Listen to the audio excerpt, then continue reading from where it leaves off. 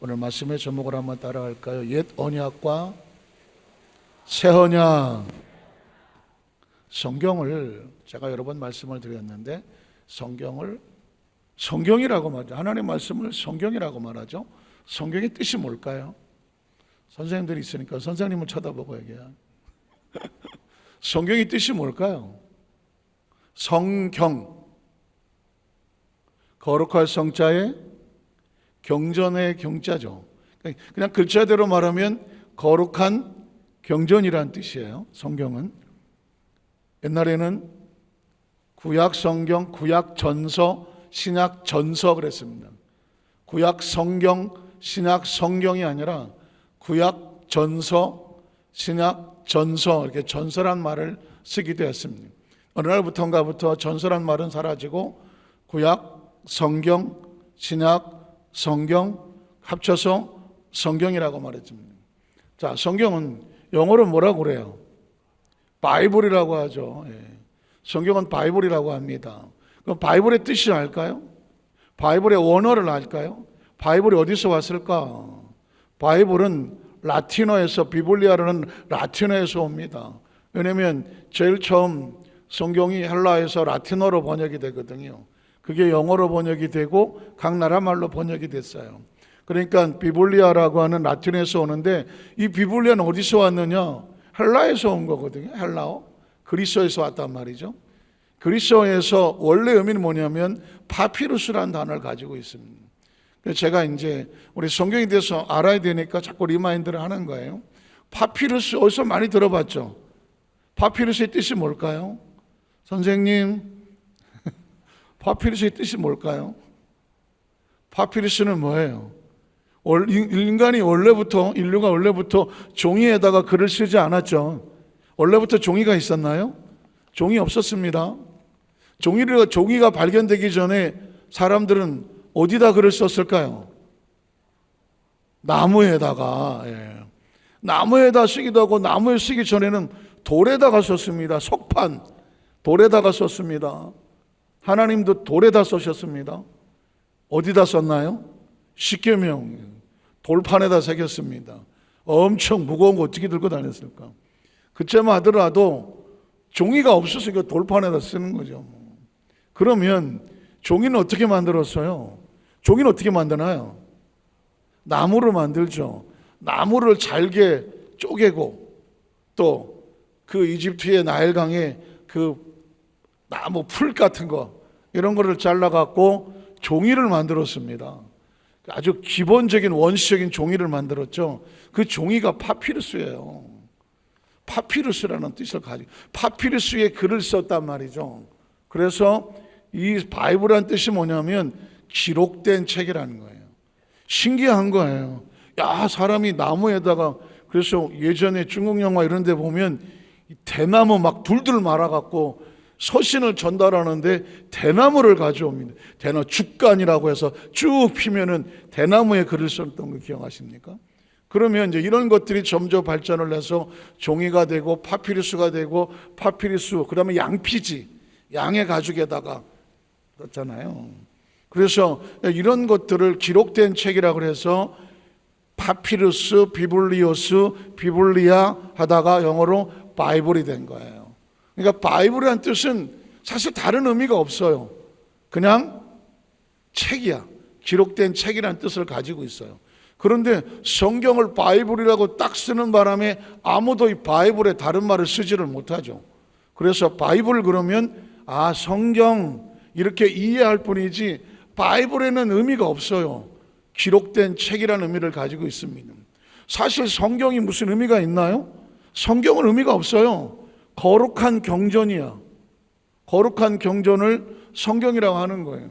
그럼 뭐 우리만 거룩하다 그래요? 불교에서 말하는 불경은 자기들도 그걸 거룩한 경전이라고 말하죠. 이슬람교의 코란은 거룩한 경전이에요. 그 사람들 그걸 성경이라고 말해요. 코란이라고 하니까 굳이 이렇게 번역한다면 거룩한 알라의 말씀 이렇게 하겠죠. 불경도 함부로 취급하나요? 절대 함부로 취급하지 않아요. 그 사람도 성경이라고 말할 거예요. 거룩한 경전. 성경을 하나님 말씀이라고 이해해서 그렇지 글자 자체에는 별 의미가 없어요. 바이블도 의미가 없고 성경도 의미가 없어요. 그냥 거룩한 책이에요. 다른 종교에도 자기네 경전을 거룩하다고 그랬지 안 거룩하다고 말하겠어요? 그러면 어디서 의미가 들어가냐면 이게 성경을 한 장이 열리면서 영어로 올드 테스타먼트라는 단어가 나오는 거예요. 우리가 어렸을 때는 별 단어도 어렵고 의미도 잘 모르니까 관심이 없어서 그냥 OT, NT 신학교 가니까 OT, NT 하고 OT는 구약성경, NT는 신약성경에서 그런가 보다 했지 뭐. 그런데 자세히 보니까 테스타먼트라는 단어가 아주 중요한 단어인 거예요. 테스타먼트는 언약과 약속이라는 의미를 가지고 있고 법적인 용어로 공증이라는 단어를 가지고 있어요. 그러니까는 어떤 사람이 공증을 해놓고 피차 약속을 지키기로 했는데 그 사람이 죽었어. 그래서 그 사람이 죽어서 그 사람이 약속한 거는 이제 아무도 번복할 수가 없어. 왜? 계약의 대상자가 없어. 이건 이제 고칠 수가 없어. 심하게 말하자면 그런 뜻인데 하나님께서 공증을 해놨어. 그러니까 하나님이 공증을 해놓으셨기 때문에 하나님의 약속은 누구도 바꿀 수가 없어. 그래서 1.1획도 변함이 없는 천지는 없어지겠으나 내 말은 없어지지 아니하리라. 단 1.1획도 없어지지 아니하고 내가 다 이루리라. 누가 약속했기 때문에? 하나님이 약속했기 때문에. 하나님은 시건치 아니하시고, 시건이 뭐예요? 지가 말해놓고 까먹어버리는 거, 말을 먹어버리는 거예요. 안 하고 모르는데 생각 안 나는데 하나님은 시건치 아니하시고 그 말씀에서 나간 것을 그대로 완성하신다. 그래서 테스타멘트라는 단어를 정확하게 알아야 성경의 의미를 알게 되는 거예요. 그런데 왜 올드 테스타멘트냐? 구약이라고 하느냐? 완성이 됐거든. 이루어진 약속은, 그러니까 구약이라는 단어가 어떻게 보면은 조금 또 의미가 좀 그래요. 구약은 옛날 약속이라고 하니까 구약이라고 말하지만 엄밀한 의미로 말하면 이루어진 약속. 한번 따라하실까요? 이루어진 약속. 이루어진 약속이에요. 그러니까 이루어진 계약이 완전히 체결이 돼서 완성된 거기 때문에 이 약속은 이미 완성된 거예요. 그래서 구약 내지는 올드 테스타멘트라고 하는 거죠. 그러면 예수 그리스도를 말미암아 구약의 성경이 완성이 됐다면 예수님은 구약의 완성이에요. 예수님으로 말미암아 뭐가 시작이 되느냐? 뉴 테스타먼트, 신약이 시작이 되는 거예요. 그러니까 신약이라는 건 뭐냐면 새로운 언약이죠. 새로운 언약은 예수 그리스도로 말미암아 약속이 되어졌고 이건 언제 완성이 될까요? 다시 오신 예수 그리스도. 한번 따라 하실까요? 다시 오실 예수 그리스도. 예수님이 다시 오심으로 말미암아 내가 아버지께로 가면, 중요한 얘기가 나올 때마다 항상 마이크가 소리가 나요. 아버지께로 가면 너희를 위해서 처소를 예비하고 처소가 예비되면 내가 다시 와서, 한번 따라 하실까요? 다시 와서. 왜 다시 온다고 그래요? 2000년 전에 초림, 예수 그리스도가 성육신 하셨잖아요. 초림이 뭐예요? 처음 오셨다는 거죠. 예수님께서 이 땅에 처음 구주 예수 나셨네. 초림. 그 예수가 두 번째 오시는 것은 다시 와서. 그래서 두 번째 오시는 걸 뭐라고 말하죠? 재림이라고 말하죠. 영어로는 second coming이라고 말하죠. 예수님이 다시 오신다. 다시 오신다. 그래서 신약 성경은 뉴 테스타먼트라고 말한다. 이쯤 되면은 뭐 또 지나갈 수 없는 단어가 커버넌트라고 하는 단어가 나오죠. 창세기 17장에 보면 하나님께서 아브라함에게 내가 너와 언약을 이루어라고 말합니다. 그 성경 자체는 테스타먼트지만 하나님이 믿음의 조상 아브라함과 1대1로 언약을 맺을 때는 그 언약은 커버넌트라는 단어를 맡게 되죠. 커버넌트라고 하는 것은 하나님 계약한다는 의미를 가지고 있습니다. 그러니까 너하고 나 사이에 계약을 해. 그러면 나는 이렇게 할 거야. 그러면 너는 이렇게 해야 돼. 그래서 그리하면, 한번 따라 하실까요? 그리하면 구약 성경 속에서 아브라함 이후에 또 출애굽기에, 신명기에, 그리고 예언서의 선지자들에게 나는 이렇게 하기를, 나는 이렇게 만군의 야훼가 이렇게 말했노라. 너희가 그리하면이 뭐예요? 약속을 잊지 않고 지키면, 그러면 너에게 약속대로 이루어 주리라. 왜 성경을 읽어야 되느냐? 도대체 하나님과 나와 뭘 약속을 했는지를 알아야 될 거 아니에요. 여러분이 계약서를 받았는데 이게 커버넌트인데, 이게 테스터먼트인데 약속에 무슨 내용이 있는지를 알아야 될 거 아니에요. 그래야 말씀을 아는 거예요. 말씀을 모르니까, 계약의 내용을 모르니까 자기 멋대로 사는 거죠. 나 예수 믿는데, 예수님하고 하나님하고 계약을 맺었는데, 약속의 자녀인데, 그런데 왜 약속대로 안 살아? 그리하면이 없잖아. 그리하면이 없으니까 하나님이 그리할 수가 없잖아. 어떻게 생각하세요?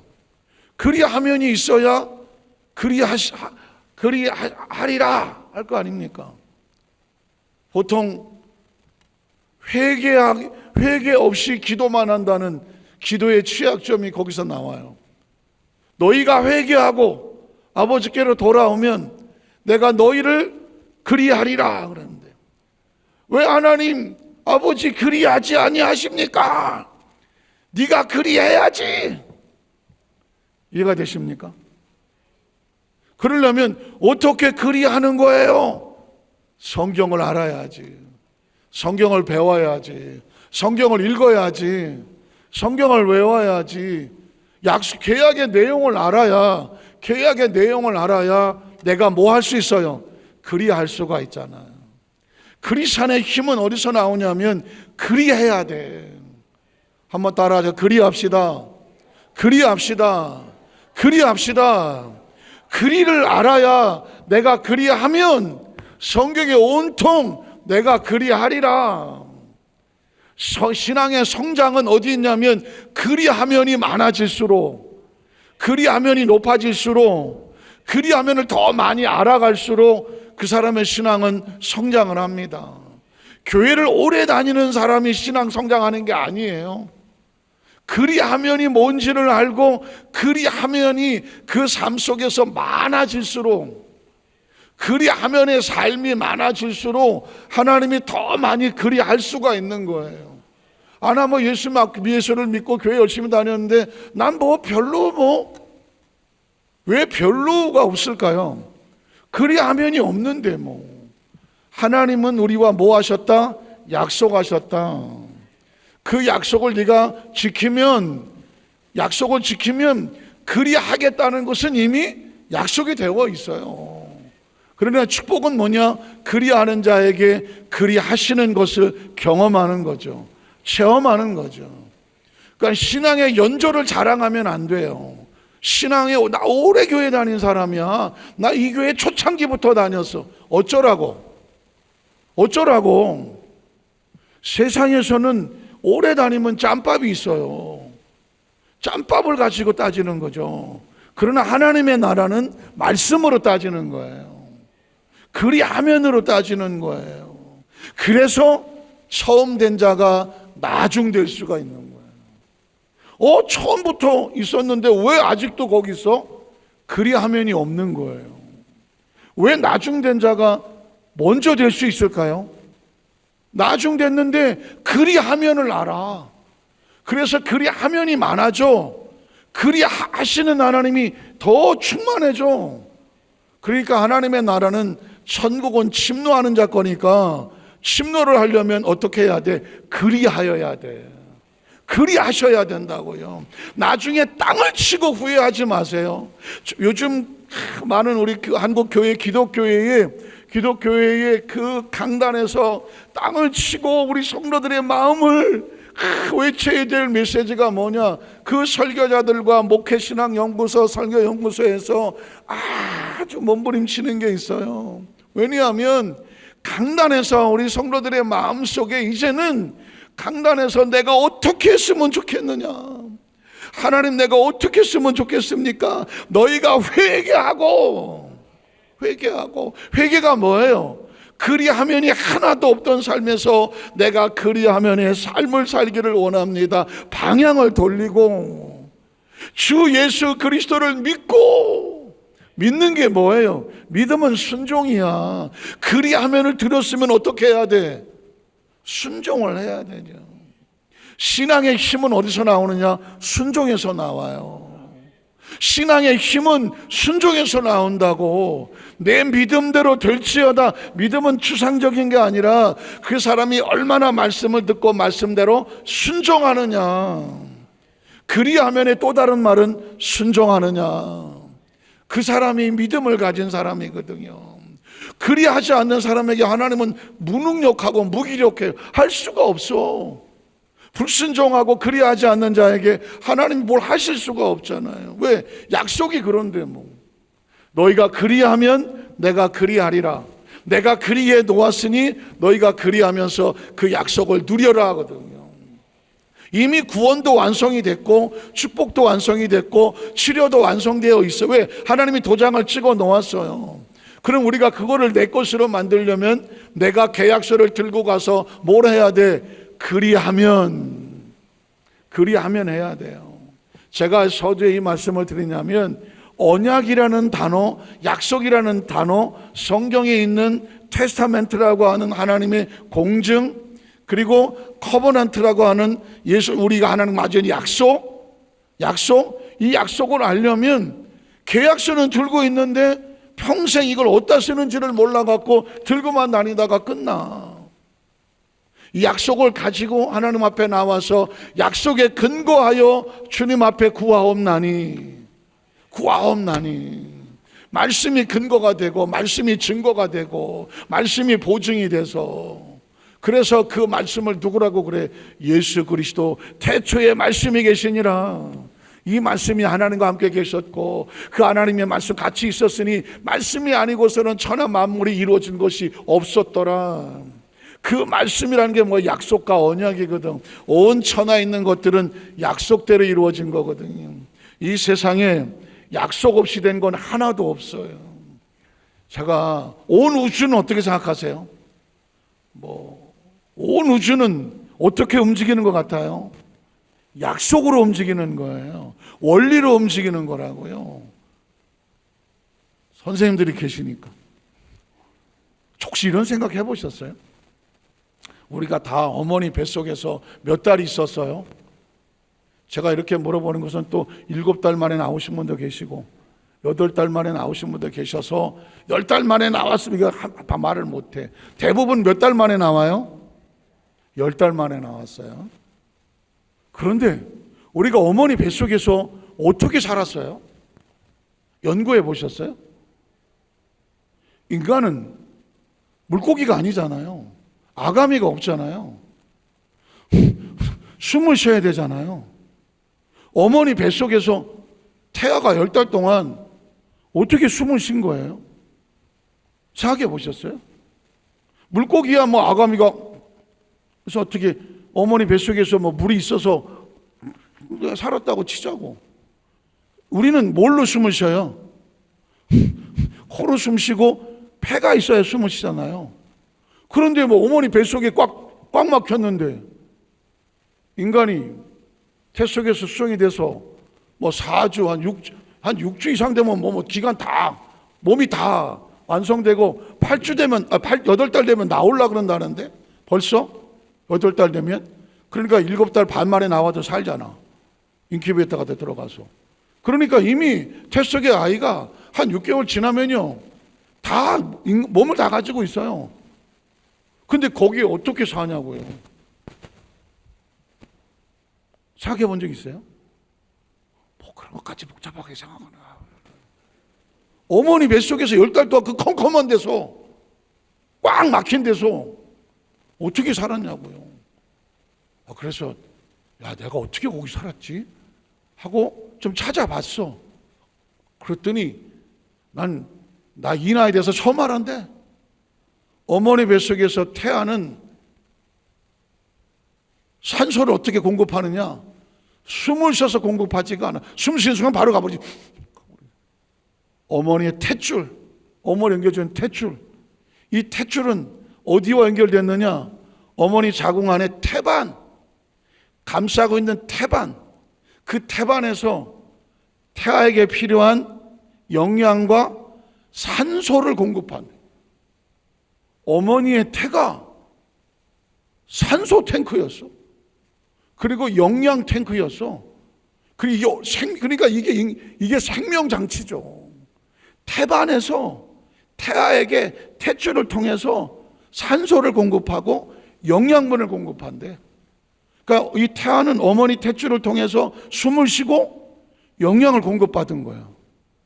또 하나 사실은, 그러면 산소를 공급받았으면 그 다음에 뭐가 나가야 돼? 이산화탄소가 나가야 되잖아. 숨을 쉬었으니까 탄소가 나가야 되잖아. 그리고 영양이 들어왔으니까 나가야 되잖아. 배설을 해야 되잖아. 태아가 배출하는 이산화탄소와 그리고 그 배설을 탯줄을 통해서 다시 어머니의 태반으로 간다는 거예요. 태반은 또 그 이산화탄소를 제거하고 태아가 태 속에서 배설한 그 배설물들을 태반에서 처리를 해. 와. 그래서 10달만 동안 어머니 태 속에 있지만 태아가 살고, 그 태 속에 있는 동안 어린아이의 태아의 폐는 물컹물컹한 상태로 이렇게 물속에 잠겨 있는 상태로 있고, 어머니 뱃속에서 출산하고 나오는 순간 공기가 들어가서 팍 팽창을 하므로 드디어 이 폐가 숨을 쉬기 시작한다는 거예요. 도대체 이런 원리를, 이런 원칙을 누가 만들었어요? 이건 우연히 될 수가 없는 거예요. 정확한 하나님의 원리와 원칙에 의해서 네가 어머니 뱃속에서 수정이 되면 내가 너를 위해서 살 수 있도록, 10달 동안 살 수 있도록 원리와 원칙과 그 모든 것들을 내가 보장해 줄게. 그저 뭐만 되라? 임신만 되라. 그냥 나 믿고 그냥 임신만 돼. 그럼 뱃속에서 10달 동안 살 수 있게 내가 만들어 줄게.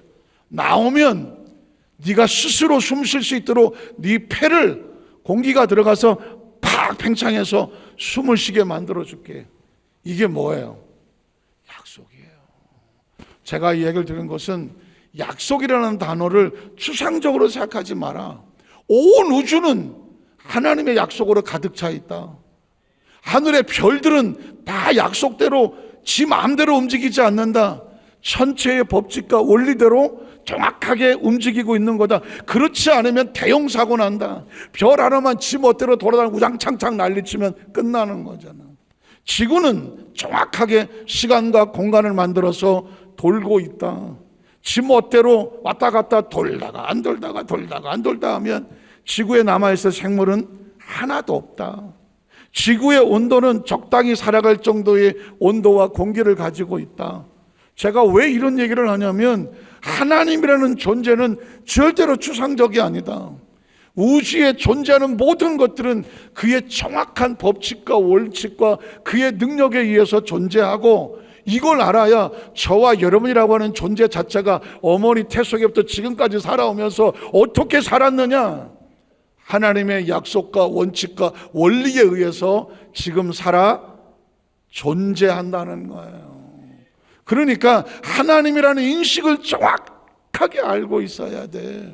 지금 내가 살아있고 숨쉬는 것 전, 나의 모든 앉고 일어서고 걷고 나가고 모든 일거수일투족과 나의 호흡 하나도 그분의 언약과 약속과 법칙과 능력이 없으면 단 0.001초도 존재할 수 있다 없다? 존재할 수 없어. 종교는 추상적인 게 아니고 예수를 믿는다는 게 신앙이 뭐 불교나 다 불교에는 창조주가 없어. 불교는 창조주가 없어. 다른 어떤 종교도 창조에 대한 정확한 인식이 없어. 창조를 알지 못하면서 인생을 산다? 이것처럼 허무한 건 없어. 그래서 인문학이라는 인간의 학문은 늘 질문은 해. 어디에서 와서 무엇 때문에 살며 어디로 가는가? 정답은 없어. 예수님을 구주로 믿으시면 아멘 하시기 바랍니다. 예수님을 인하여 하나님이 창조주인 것을 믿으시면 아멘 하시기 바랍니다. 그분으로 인하여 우리가 존재하고 있는 것을 믿으시면 아멘 하시기 바랍니다. 예수 그리스도 외에 인생에 답이 없어. 우주에 답이 없고요, 학문에 답이 없어. 저와 여러분의 답이 없다고요. 예수는 무조건 믿는 게 아니라고. 만약에 지금까지 한 얘기 중에서 조금이라도 이해가 안 되고 조금의 법칙이 어긋나면 그럼 예수 안 믿으셔도 돼. 저는 무조건 믿으라는 소리가 싫었어. 왜 무조건 믿어? 가장 정확하고 최고의 학문은 하나님인데 인간의 어떤 학문이 감히 하나님의 학문을 뛰어넘을 수 있단 말입니까? 그렇잖아요. 그러니까 하나님이란 존재를, 창조를 알고 더 들어갈수록 정확하게 하나님을 알 수밖에 없어. 최근에 보면 많은 그 책들이 나오는 것 같아. 이런 것이 있어. 왜 과학자들이 예수를 믿나? 왜 과학자들이 신을 믿나? 왜 인간의 생체를 수술하고 인간의 내부의 모든 장기나 그 신체의 비밀을 가장 많이 아는 그 수술 의사들이 결국은 하나님을 인정할 수밖에 없나? 왜? 그 속에 깊이 담겨져 있는 건 이건 절대로 우연이 될 수가 없어. 이건 어떻게 어떤 도무지 이건 이해가 안 되는 고도의 정밀하고 아주 고도의 정확한 원리와 원칙이 이게 생명을 움직이고 있고 생명을 지키고 있고 생명을 보호하고 있다라는 사실을 인식을 해야 돼. 예전에는 예수 믿는 사람을 무식해갖고 예수 믿는다고 그랬지만 요즘은 무식하면 절대 예수 못 믿어. 무식하면요 절대 예수 못 믿어요. 정확하게 우주도 알아야 되고 날씨도 알아야 되고 기상도 알아야 되고 자연도 알아야 되고 천체도 알아야 되고 물리도 알아야 되고 화학도 알아야 되고요, 인문학도 알아야 되고 철학도 알아야 되고 종교학도 알아야 되고 그러다 보면 결국은 창조 하나밖에 안 남아. 그 창조주가 하나님이에요. 전 우리 어도서 환자교회 성도들이 그냥 믿어, 그럴 수 쉽지 않아. 그냥 그러고 싶지 않아. 도대체 믿음이란 뭔가? 믿음도 파고 들어가 보니까 믿음의 추상들 뭘 믿느냐? 계명을 믿는 거더라고. 계명은 뭐냐? 약속이더라. 약속은 뭐냐? 말씀이더라. 그럼 말씀과 계명은 뭐 하는 거냐? 계약은 두 사람이 관계가 서로 뭐 해야 돼? 같이 순종해 줘야지. 계약대로 이행을 해줘야지. 이행을 또 다른 말로 순종이라고 말하지. 하나님은 이행해 놓았으니 너희가 그리하라. 또다시 그리하면으로 오는 거지. 그래서 그리하면을 지키면 어떻게 되느냐?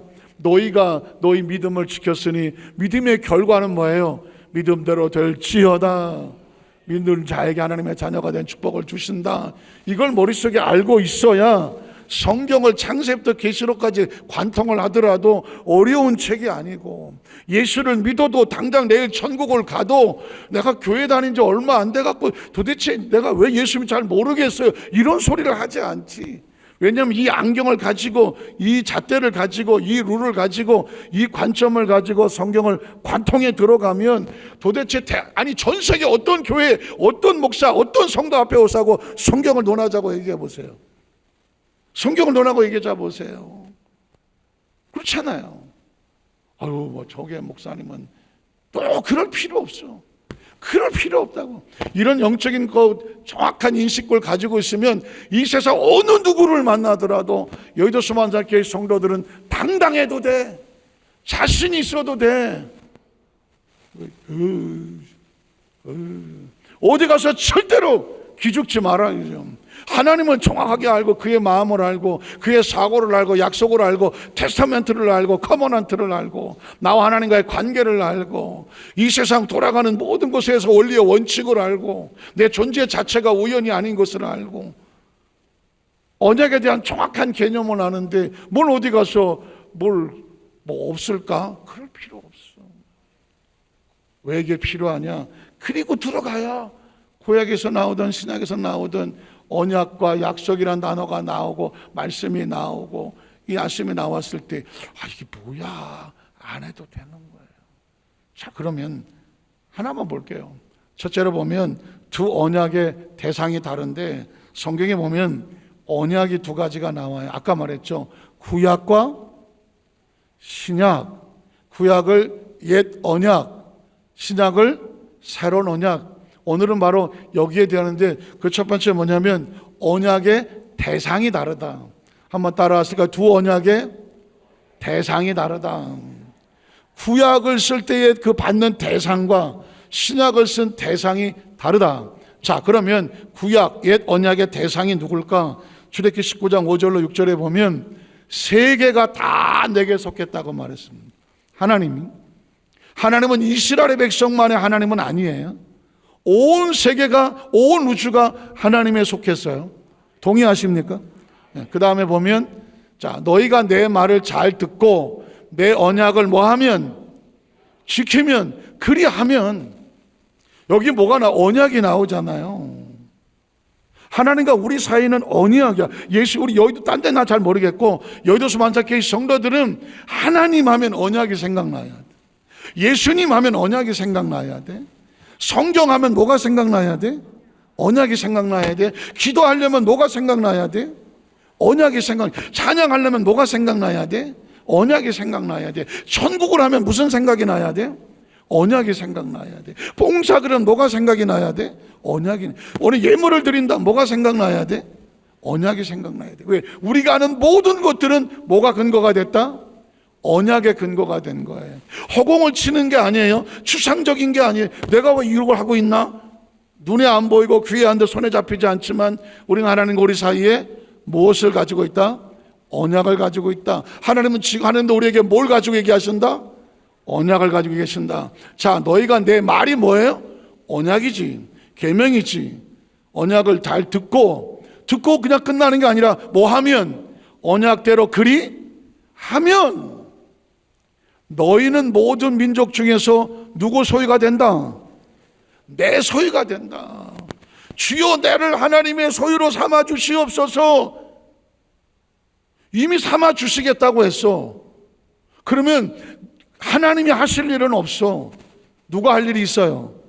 저와 여러분이 할 일이 있어. 뭐 해야 돼? 그리해야지. 언약을 잘 듣고 언약을 뭐 해야 돼? 지켜야죠. 여기서 언약을 지키지 않으면 어떻게 되는? 내가 하나님의 소유에서 어떻게 되는 거예요? 끊어지는 거죠. 이걸 알면 엄청난 수십억짜리 계약서를 들고 있어. 조항을 다 들고 있다고. 이게 수십억짜리라는 걸 알고 있는 사람은 계약서를 보고 하나라도 내가 여기서 계약을 이행하지 않을까봐 늘 신경을 쓸까 안 쓸까? 안 쓰면 어떻게 돼? 30억이 날라가나. 계약서 30억 둘째 치고 3천만 원만 있어봐. 이거 계약서대로 딱 지켰나? 매일 날짜 확인하고 하진 않겠어? 약속을 지키면은 마음이 어떨 것 같아요? 편안하지. 이거 될까 말까? 걱정해요? 걱정 안 해요? 안 하지. 왜? 계약서가 나한테 있는데. 하나님도 우리에게 기분 좋아서 오늘은 기분이다 야. 오늘은 기분 안 좋아서 안 돼. 네가 아무리 기도해도 나 기분 나빠서 안 돼. 이런 기분대로 움직이나요? 아니에요. 언약이에요. 그래서 언약을 지키면 내가 모든 민족 중에 너를 내 소유로 삼겠다고 말했어요. 이건 약속이에요. 자, 그 다음 절에 보면 그래서 너희가 내게 대하여 제사장 나라가 되며 거룩한 백성이 되리라. 너는 이 말을 누구에게 전해라? 누구에게? 그러면 이 약속은 누구가 한 거예요? 이스라엘 백성이 한 거지. 그러니까 이 구약은 이스라엘 백성에게 주신 언약이에요. 그래서 이스라엘 백성을 영어로 chosen people, 이스라엘을 선민, 선택된 민족, 영어로 chosen, 선택된 people, 민족이라고 말하는 거예요. 유대인들이 아직도 저렇게 모가지가 빳빳한 이유는 뭐냐? 우리는 선택된 민족이야. 하나님이 우리를 선택했다고 믿으면서 아브라함이 우리 조상이라고 유대인들이 뻣뻣한 이유는 이 약속을 붙잡고 있기 때문이에요. 자, 그런데 새 언약의 대상은 로마서 9장에 보면 6절로 13절 이렇게 말해요. 그러나 하나님의 말씀이 뭐예요? 언약이에요. 언약이 폐하여진 것 같지는 않다. 이스라엘에게서 난 그들이 다 이스라엘이 아니다. 이유가 뭐예요? 아까 그랬잖아요. 그 언약을 뭐 하면? 지키면이잖아. 이스라엘 민족에게 약속을 받았지만 이스라엘 민족이라고 다 하나님의 자녀는 아니야. 약속의 대상은 아니야. 왜? 말씀을 지키지 않으면 이스라엘 민족이라도 하나님의 선택된 민족이 아니잖아. 자, 아브라함의 씨가 다 그의 자녀가 아니라고.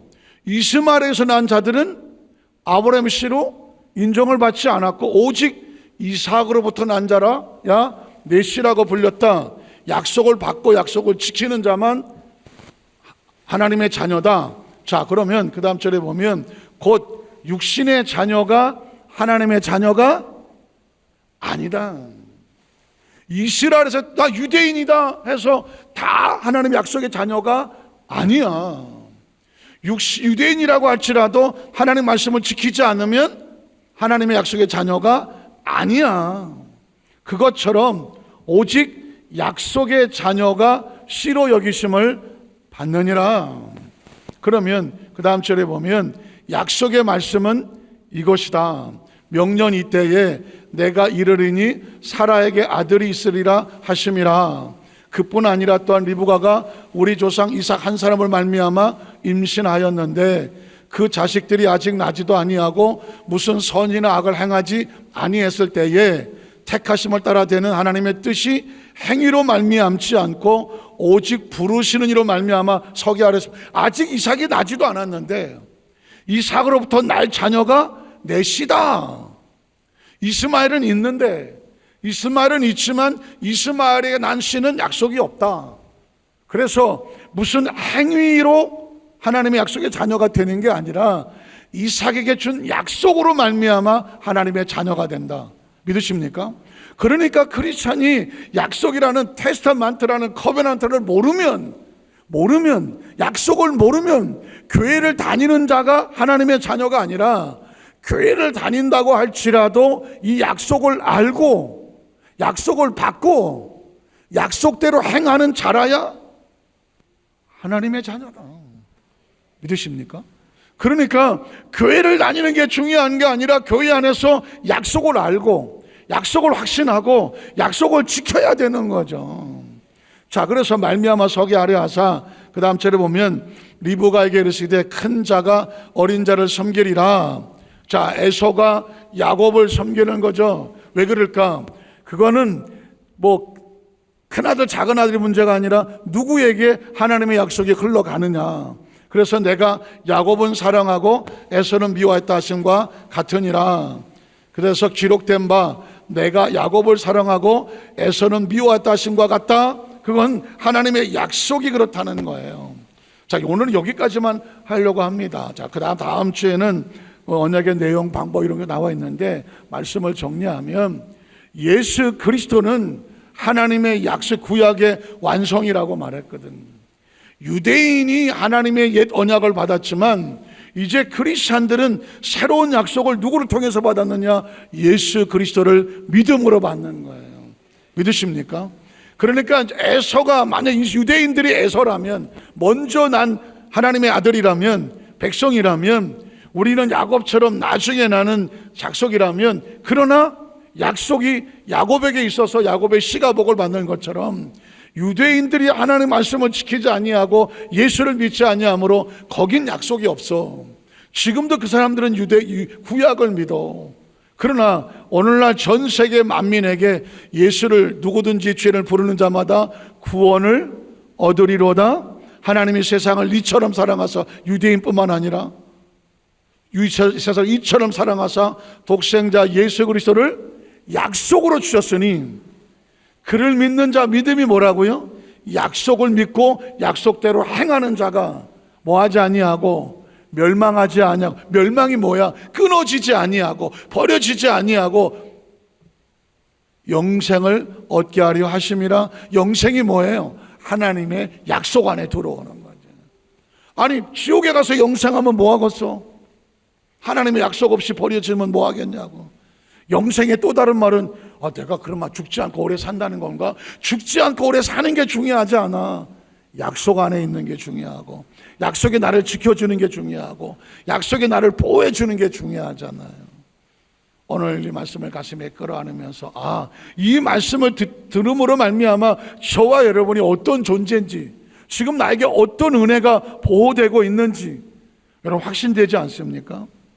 오늘 이 말씀을 가슴에 끌어안고 매 순간 하나님의 약속이 나를 통하여 이루어져 가고 있음을, 이루어 주셨으니 나도 그리하면만 하면 그 약속은 매 순간에 매일 이루어질 믿음으로 승리하시기를 주님의 이름으로 축원합니다.